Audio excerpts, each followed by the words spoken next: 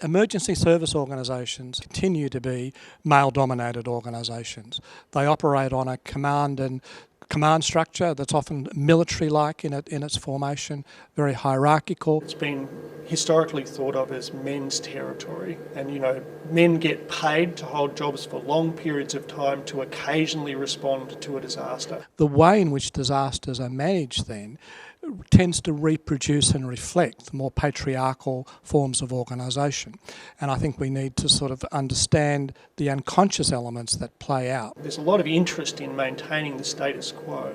So, one of the challenges in terms of transforming it is, how do you invite women into that system, but how do you also reward the systems that women are embedded in, where they really have historically made a difference, often invisibly. Women have started to make some inroads into those organisations, but not without some cost. So I think we need to start to look at the gender composition of emergency service organisations and how the way in which they operate and function may be reproducing some gendered inequalities in our society. Now, I work in the urban space, so natural disasters en masse happen infrequently in the urban environment, but from my experience, there are definite gender roles and norms that we subscribe to that kick into place based on the expectations over a long period of time. Our fire service is 125 years old, but fires have happened in Australia and across the world for a lot longer than that, obviously.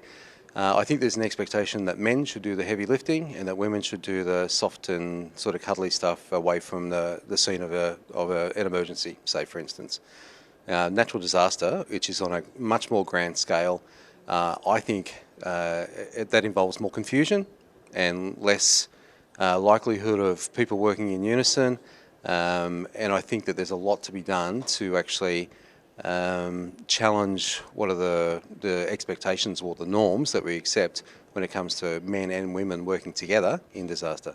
Men often, as do women, but men in particular, will stay home to defend assets. Women lose their lives more often when they're staying home to defend the children, to try and retain what they can of the household and to try and get those children to safety.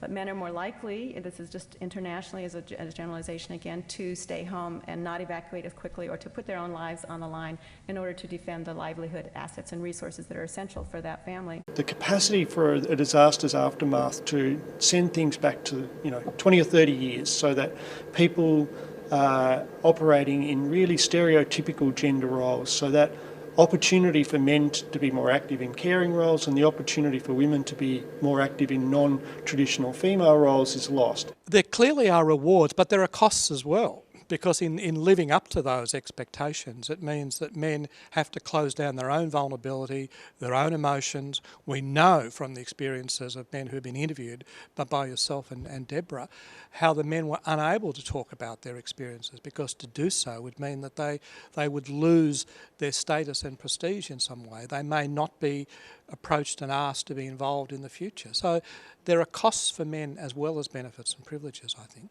It matters in emergency management because men predominantly occupy the positions within emergency services.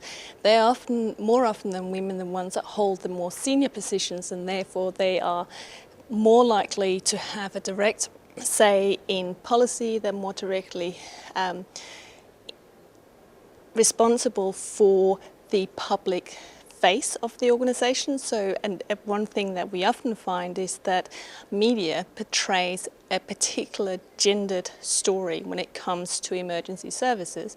Men are portrayed often as heroes and women are portrayed as victims that need to be rescued. Well, we all know that that is not the case these days.